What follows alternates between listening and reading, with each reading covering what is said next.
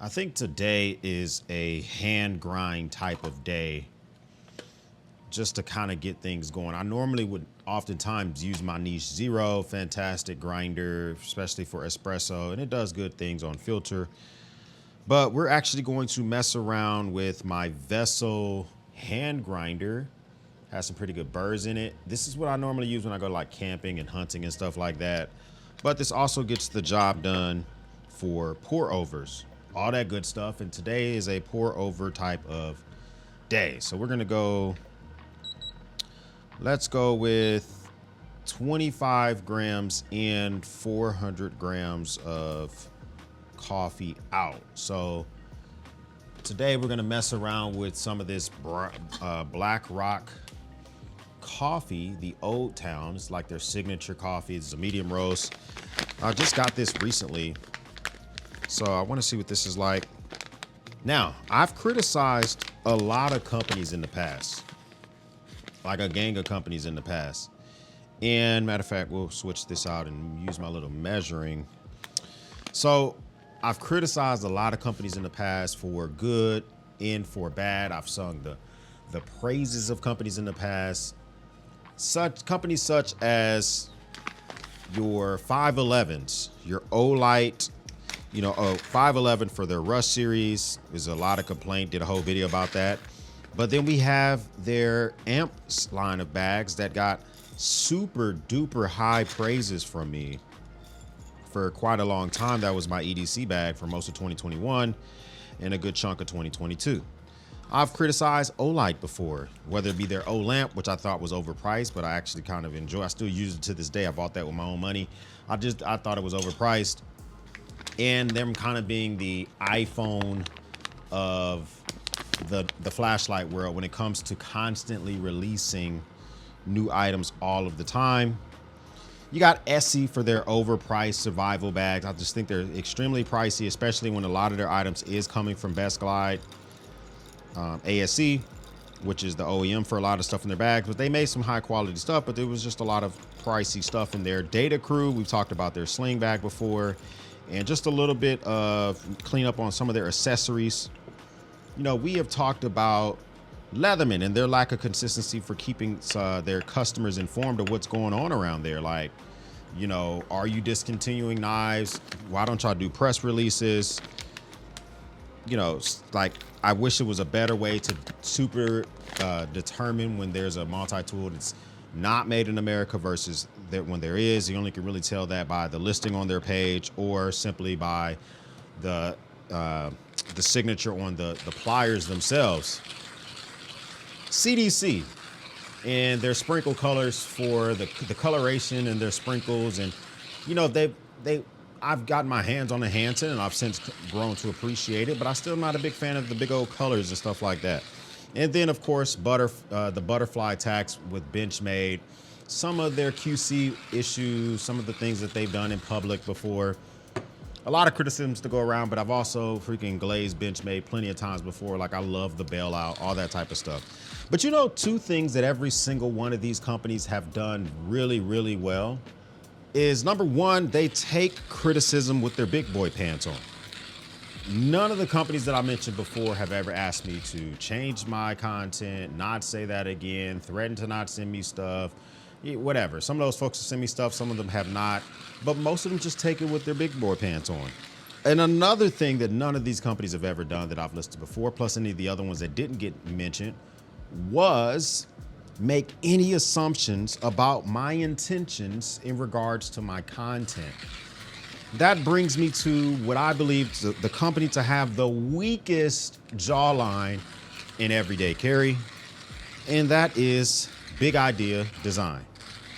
This Chinese-founded, mostly shipped from China, headquartered in Tennessee company makes some quality products. Don't get it twisted. I have been tagging them on Instagram, using their products since late 2021. Easily have used a lot of their products. The thing that I probably have recommended by far the most has been this little twist pin here, the copper one. I also have this in an aluminum version. This is a great machine pin. It's copper, starting to get all sorts of patina on it. Even though I don't like beads and lanyards, this one works because it's so small. It gives you something to grab onto. And if you don't want the pricing of that, you can always get the aluminum version. The branding's very subtle. And for me personally, I've always said this before, quality does not know geography. And so something like this, I think does come from China. It's a really well-made pen, and they're known for being able to use numerous amounts of different refills in their pens. So you don't have to stick with Parker or with G2 or with any other competitor. A lot of their pens can take different pens, and they have tight tolerances and stuff like that. And the pricing does make me draw pause because most of the manufacturing does happen in China.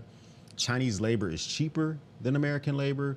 I think they price their items the same at the companies like, Tactile Turn and Karas to stay competitive, because if they were really pricing them to make a percentage above cost, I think it would be significantly lower. Let's just hypothetically, if this pen cost them, $2 to make after with the labor and all the other type of stuff, and they're selling it for 35 bucks, that's a big profit, after you take out everything else that's within revenue.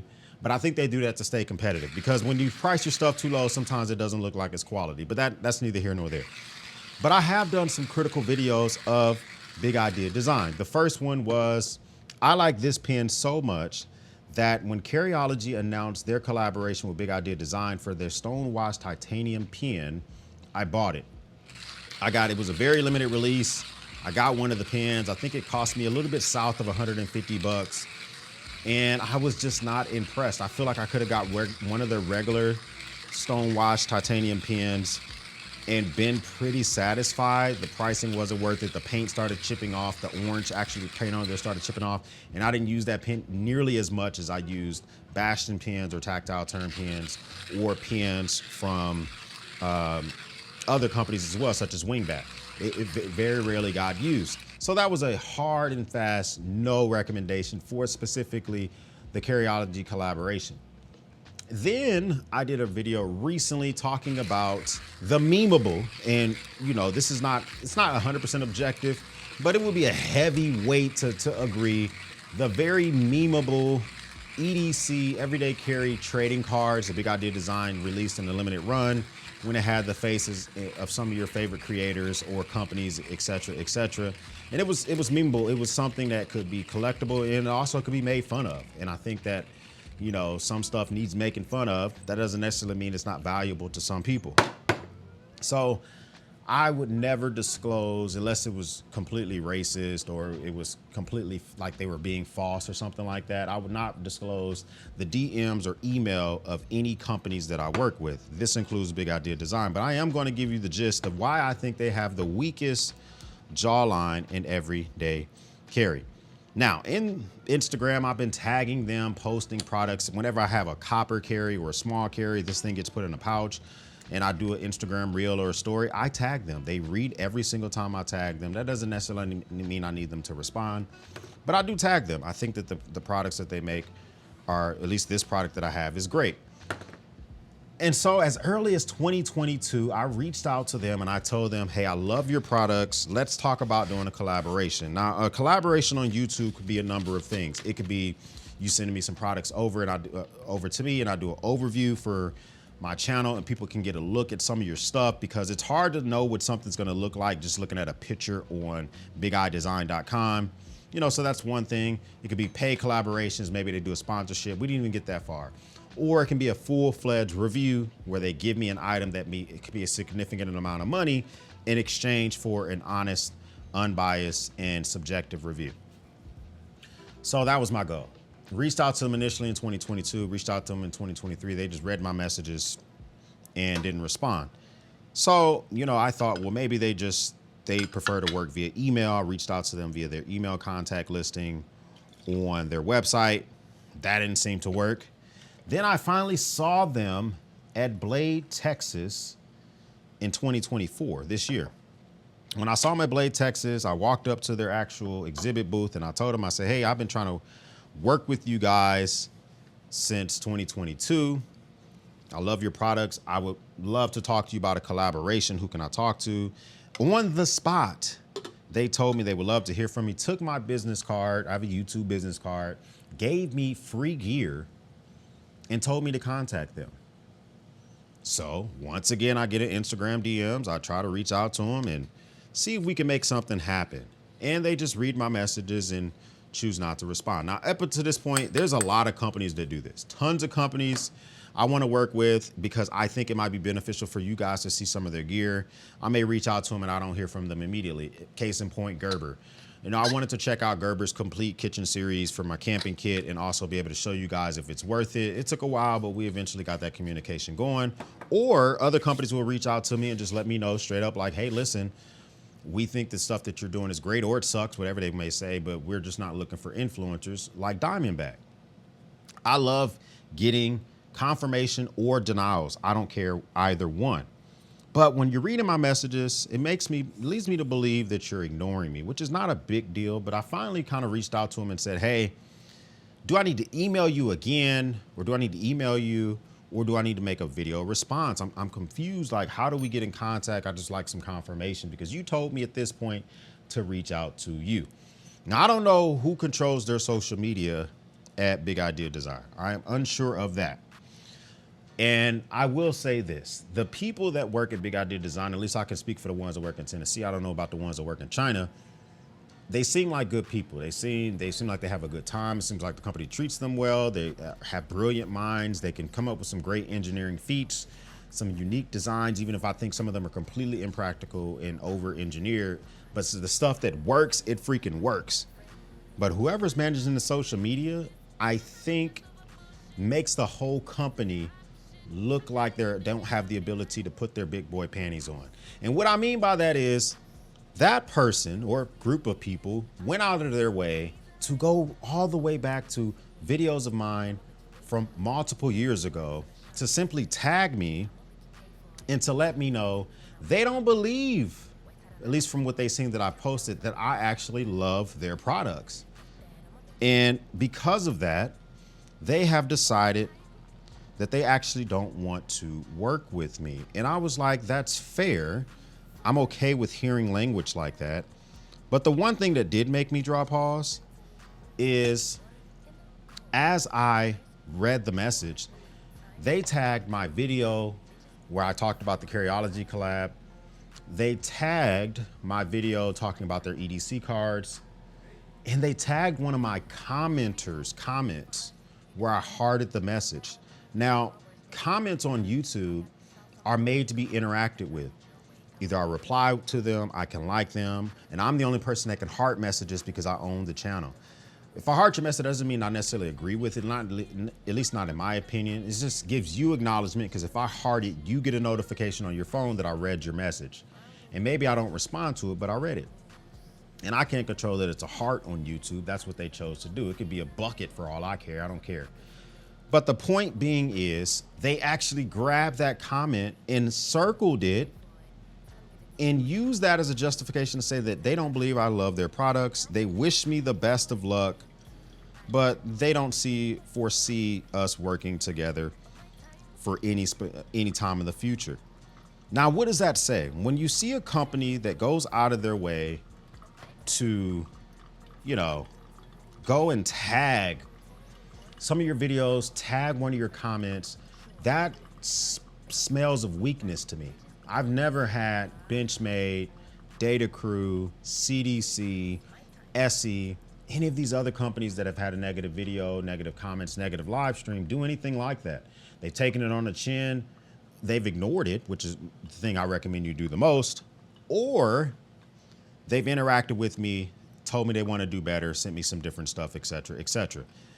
Big Idea Design, not so much. It leads me to believe that your goal, Big Idea Design, is to get attaboy, glazing, pat on the backs only. And I think it's despicable that you actually go and find a commenter's comment and circle it and kind of target the commenter who is just a watcher of the video and send it to the creator. That's actually kind of disgusting to me. And I let that commenter know, I say, I don't think they're a big fan of your comment. And, he or she will decide how they want to proceed with that. But I don't think that that's the coolest thing ever to do. And so that's number one. Number two, what does all this mean? To have the weakest jaw in everyday care. I think that that could say something about your company, but I don't want to go that far yet because the person that controls their social media could be one person. Maybe they have something against me. Maybe they have something against negative videos and comments, or maybe they're working with marching orders. Which one is it, Big Idea Design? Is it marching orders to have only glazing attaboy reviews, or do you have the weakest jawline in everyday carry? And I say all this and I make this video because I think that you make some quality products. Some of the stuff I do believe, I've said before, I think is unnecessary, like the TPT slide. I think it uses a proprietary utility blade. A lot of people complain about cutting themselves when changing it. It's super thin. It seems to favor left-handed people. That's a product that I would never purchase.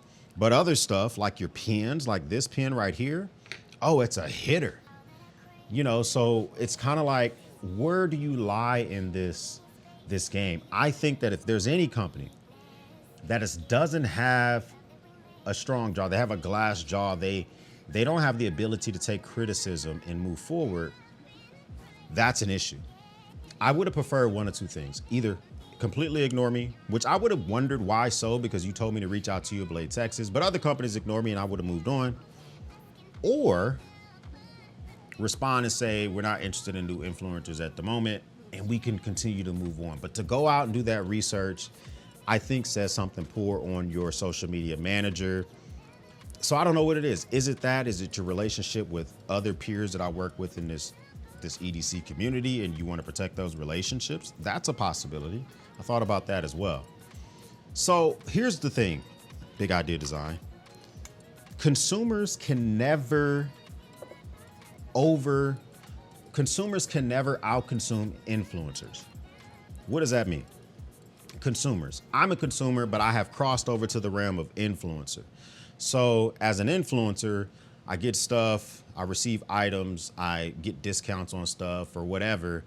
And my job has become on YouTube, going from talking about things that I purchased in the past to still some of that. But a lot of it is I get free stuff to talk to my viewers about this item, whether I think it's worth it or not, so that they can make a smart purchasing decision. So if I get a Built Right Industries Molly system, or if I get a pen, or if I get something from Tactile Knife or something like that, I get that for a review, an overview, so that viewers can see that item in a three-dimensional way and they can make a decision on whether or not they want that item. That is the job of an influencer. So Big Idea Design. Consumers can never out-consume an influencer. What does that mean? That means that if you ignore influencers, or if you target influencers, kind of like you did with me, consumers don't get as much new stuff as we do. Meaning, viewers want to see us change up our EDC kits, change up our trucks, try out new different things, you know, whether that's in furniture influencer, or people that do stuff on TikTok, people in the tech space, people that do photography and camera gear. The people that watch them want to see them rock new shit sometimes. And so they can't outconsume us because they don't get sent free stuff. So when the consumers find out that the companies are kind of putting up these assumptions about the influencer, that normally doesn't look great on the company themselves. I mean, maybe I'm wrong. Maybe I'm completely wrong and I don't know what the hell I'm talking about, and you do this all the time. I would love to know. But I think that you guys have great customer service from what I've seen in the comments. I've seen on Reddit, you guys seem to have great customer service. Your pens seem to hit it out the park. The engineering seems to be out of this world. Your pricing's a little bit, you know, it's kind of all over the place when it comes to Amazon and your website. And it's really hard to tell which USA made and which Chinese made. You're not being deceptive, it's just hard. I say the same thing I say about Techco and their knives. I can't tell sometimes. And also you guys kind of give the vibe that you're leaning heavy in the made in the USA vibe look by having a headquarters in Chattanooga, Tennessee. I think it's in Chattanooga, but you're founded, and I think most of your production and most of your head honchos are over in China, but maybe I'm wrong. Correct me down below if I'm wrong about that. But I would just say, don't ever target individual commenters on videos. It is not a good look. It's just not a good look. If you want to disclose the DMs, Big Idea Design, you're more than welcome to, but I just would never recommend that. And secondly, never make assumptions about anyone based on the things that they've said in the past, because as I told you in those DMs, I have featured you in over 35 videos, whether they're live streams, Amazon deal videos, or EDC loadouts. And people that have followed me know that I've glazed your company a ton of times. And those videos probably have way more views than the 2 videos that you pointed out at making assumptions about what I was or was not here for. But I mean, what do you think? Do you believe that Big Idea Design has the weakest jawline in EDC, or does that still belong to Benchmade? I don't even know if it belongs to Benchmade, because they've talked to me before and they told me in DMs that they have a bigger, stronger, more substantial way to take criticism than I assumed. I assumed that they couldn't do it, and I made an assumption and I look like an asshole. Big Idea Design, you look like an asshole. I've done it before, and now you have too. I'm gonna go drink this coffee. Let me know what y'all think. I got shit to do.